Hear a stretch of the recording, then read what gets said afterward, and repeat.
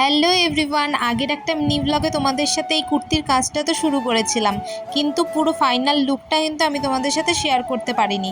তো সেই ফাইনাল লুকটা নিয়ে কিন্তু আজকে চলে এসেছি। আজকে পুরো কাজটা কমপ্লিট করে তোমাদের সাথে শেয়ার করব। এদিকে দেখতেই পাচ্ছ যে আমি কিন্তু দুর্গা ঠাকুরের শাড়িটা লাল আর সাদার মধ্যেই রেখেছি, আর লাল রং দিয়েই আমি কিন্তু কিছু ডট মোটিভের কলকাও করে দিয়েছি। আর যেহেতু আমার কুর্তিটা ইয়েলো কালার ছিল, তাই ইয়েলো আর রেডের কম্বিনেশনটা খুবই ভালো লাগে, তাই লাল রং দিয়ে গলার কাছে কিছু কলকা ডিজাইনও করে দিয়েছিলাম।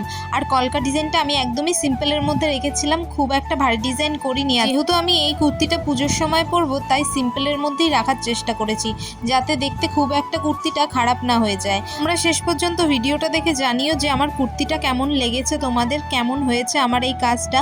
আর ভিডিও ভালো লাগলে অবশ্যই একটা লাইক করে দিও। আজ তবে এ পর্যন্তই, দেখা হবে অন্য কোনো মিনি ব্লগে। ততক্ষণের জন্য সকলে ভালো থেকো, সুস্থ থেকো, টাটা।